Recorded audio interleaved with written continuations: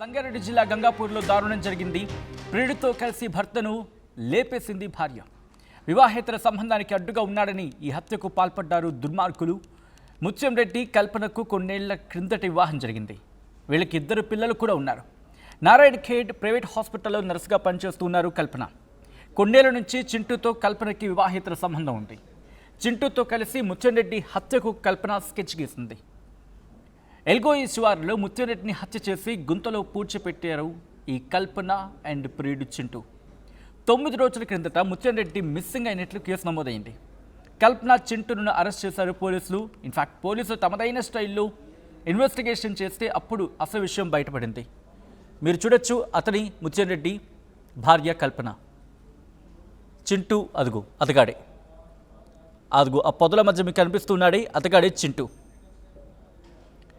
ఎంత దుర్మార్గానికి పాల్పడ్డారో చూడండి. వివాహేతర సంబంధాలు ఎంతటి దారుణాలకి దారితీస్తున్నాయి, ఎంతటి దుర్మార్గానికి దారితీస్తున్నాయి అనడానికి ఇది ఒక ఉదాహరణ అంతే. ఒకటా రెండా ఎప్పుడు చూసినా ఎక్కడ చూసినా ఇటువంటి ఘటనలు తారసపడుతూనే ఉన్నాయి. ఎక్కడో చక్కటి కంట పడుతూనే ఉన్నాయి. ఈ మధ్యకాలంలోనే తీసుకుంటే దాదాపుగా ఎన్ని ఘటనలు మనం వెళ్ళేది ఇలాంటి వివాహేతర సంబంధానికి సంబంధించి. అసలు ఏం జరిగిందో డీటెయిల్గా మాట్లాడుకునే ప్రయత్నం చేద్దాం. మా ప్రతినిధి మహేష్ అప్డేట్స్ అందించేందుకు సిద్ధంగా ఉన్నారు. మహేష్ దగ్గరికి వెళ్తాను. ఆ తర్వాత డీటెయిల్గా మాట్లాడిన తర్వాత మనం ఈ అంశానికి సంబంధించి మాట్లాడుకుందాం. మా ప్రతినిధి మహేష్ అప్డేట్స్ అందించేందుకు సిద్ధంగా ఉన్నారు. మహేష్, ఈ ఘటన ఎప్పుడు జరిగింది? అంటే పోలీసులకి కల్పన అండ్ చింటూల మీద ఎప్పుడు అనుమానం కలిగింది? ఎక్కడ క్లూ దొరికింది? ఎప్పుడు పట్టుబడ్డారు వీళ్ళు? ఖచ్చితంగా సజ్జన్, ఇప్పటికీ సంగారెడ్డి జిల్లాలో ఇటువంటి దారుణమైన సంఘటన చోటు చేసుకోవడం ఇది మొదటిసారిగా చెప్పుకోవచ్చు. నారాయణ ఖేడ్ మండలం గంగాపూర్ లో దారుణం అని చెప్పుకోవచ్చు. వివాహేతర సంబంధానికి అడ్డుగా ఉన్నాడని చెప్పి ప్రియుడితో కలిసి భర్తను హత్య చేసిన భార్యగా చెప్పుకోవచ్చు.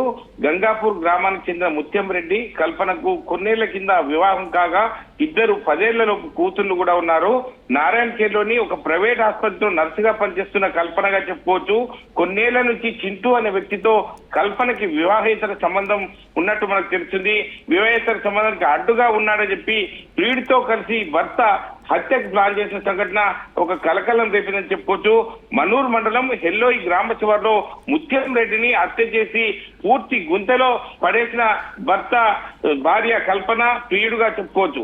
9 రోజుల క్రితం ఈ యొక్క అదృశ్యమైన సంఘటనపై ముత్యంరెడ్డి ఎక్కడున్నారని చెప్పి వీరే వారి జాడ కోసం తిరుగుతున్న సందర్భాన్ని బట్టి చూస్తుంటే పోలీసులు వీరి యొక్క కదలికలను గుర్తించి వీరు గతంలో ఎవరెవరితో మాట్లాడుతున్నారు ఏంటని చెప్పి కాల్ లిస్టును కూడా తీయడం జరిగింది. వీరికి సంబంధించి ఈ యొక్క రెగ్యులర్ గా ఎవరైతే ప్రియుడితో మాట్లాడుతుందో కల్పన ఫోన్ ఆధారంగానే యొక్క వివరాలు కూడా బయటకు సేకరించి పోలీసులు యొక్క వీళ్ళని పట్టుకొని తీరా వీరు అన్ని చెక్ చేస్తుంటే పూర్తిగా మన సమాచారం కూడా బయటకు వచ్చినట్టు తెలిసింది. ఇప్పటికే మృతదేహాన్ని పూర్తిగా చోట నుండి మృతదేహాన్ని బయటకు తీస్తున్న పోలీసులుగా చెప్పవచ్చు. ఎందుకంటే ఇవన్నీ సందర్భాలు చూస్తుంటే అక్కడ వీరు ప్రతిరోజు వీళ్ళ కదలికలు గతంలో జరిగిన సందర్భాలను బట్టి ఫోన్ ఆధారంగానే ఈ యొక్క సంబంధించిన సమాచారాన్ని కూడా పోలీసులు సేకరించడం తెలుస్తుంది.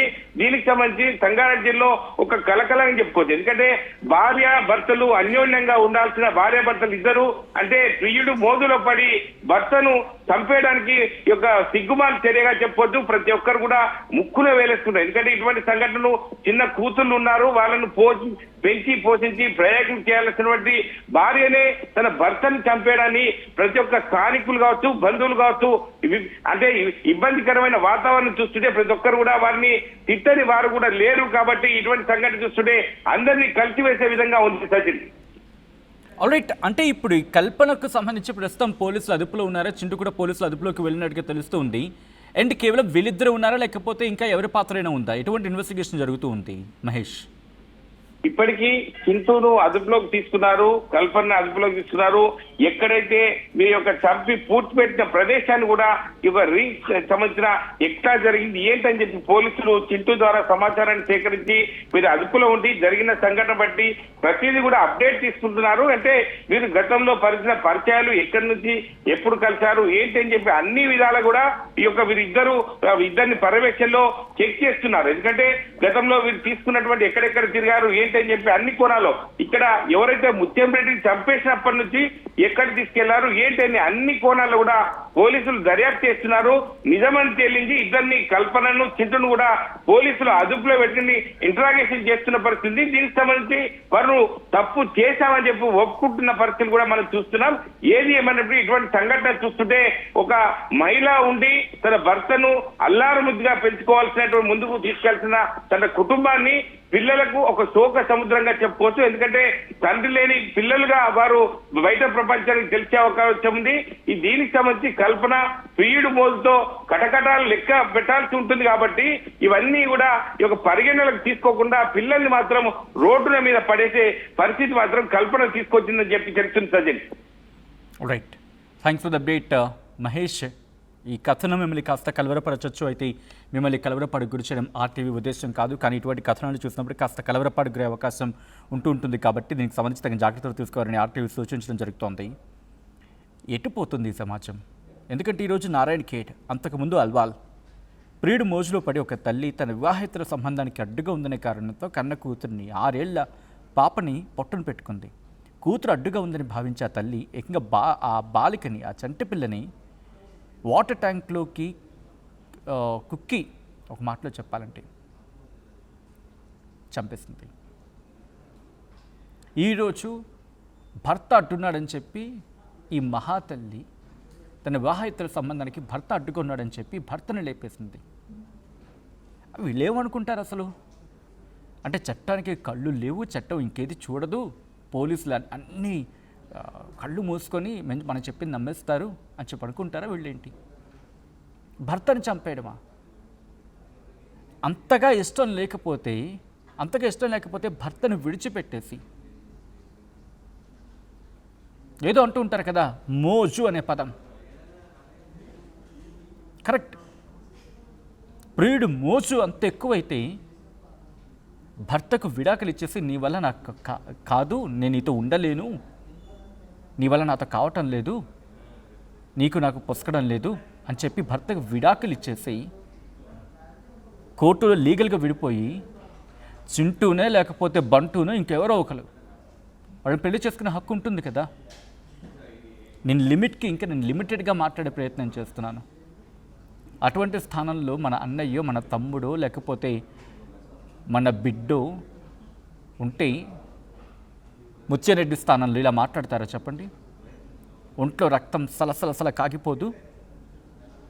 ఈరోజు ఆ పిల్లలు ఏ పాపం చేశారు? వీళ్ళ కామానికి, I'm very sorry to use this word, కానీ తప్పటం లేదు. వీళ్ళిద్దరు కామానికి బలైపోయింది ఈరోజు ఎవరు? పెళ్లి చేసుకున్న భర్త ముత్యారెడ్డి వీళ్ళిద్దరి కడుపున పుట్టిన పాపానికి. దాంట్లో ముత్యారెడ్డి తప్పు లేకపోవచ్చు కాక, కల్పన తప్పు క్లియర్ కట్గా కనిపిస్తూ ఉంది ఇక్కడ. ఆ కల్పన కడుపున పుట్టిన పాపానికి పాపం ఈరోజు ఆ పిల్లలు తండ్రి లేక తల్లి జైలు పాలయ్యి అసలు ఏమనుకుంటున్నారు? ఏం సాధిస్తారు మీరు? మీ కామానికి పిల్లలు బలైపోవాలా? ఒక్క క్షణం ఆలోచించలేరా? ఒక్క క్షణం. శారీరక సుఖాలు ఎంతటి దారుణానికి దారితీస్తాయో ఒక్కసారి కళ్ళు మూసుకొని నా పిల్లలు లేకపోతే, నా పిల్లలకు నేను లేకపోతే అని ఆలోచించుకుంటే ఇంటే దుర్మార్గమా? పోనీ ఇష్టం లేకపోతే ఆ తండ్రికి అప్పచెప్పేసి ఈ బయటకు వస్తున్న కథలు ఇవి. బయటికి రాని కథలెన్ని సమాజంలో మనం మాట్లాడుకుంటాం కదా, మంచి చెడు ఈ విషయం పక్కన పెడితే పరువు అనే 3 పదాల మీద అలా అదిమి పెట్టి కుటుంబాల్లోనే దాగిపోయిన కథలు ఎన్నో. భర్తని పిల్లని ఇంట్లోనే విడిచిపెట్టి ఊరొదిలి పారిపోయిన ఘటనలు ఎన్నో. బయటికి రాని కథలు ఎన్నో. ఎందుకని? పరువు కోసం. దారుణం, దుర్మార్గం. ఇలాంటి కల్పనల్ని ఏం చేయాలి? మీరే మాట్లాడే ప్రయత్నం చేయండి, మీరు కమెంట్ చేసే ప్రయత్నం చేయండి. కుదిరితే కనీసం ఇటువంటి స్టోరీస్ మీ చెవిన పడినప్పుడు నలుగురు మధ్య మాట్లాడే ప్రయత్నం చేయండి.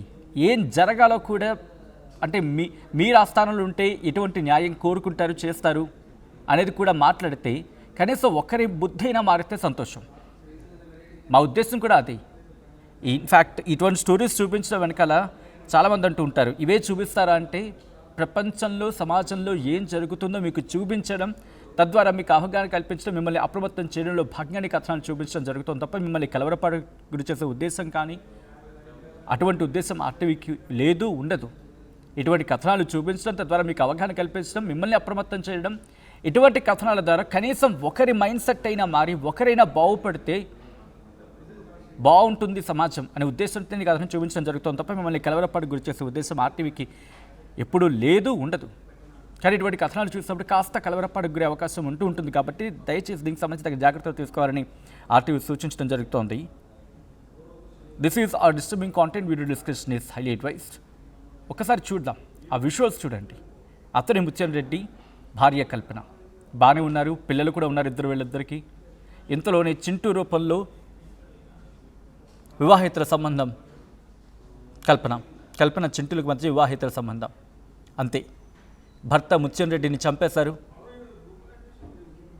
ఏమీ కానట్టు నటిస్తూ ఉన్నారు, చూసారా? ఏమీ కానట్టు నటిస్తూ ఉన్నారు, ఏమీ కానట్టు అమాయకపు మొహం చంపేసి పూడ్చిపెట్టేశారు ఏకంగా. దారుణం, దుర్మార్గం. మీరేమంటారు?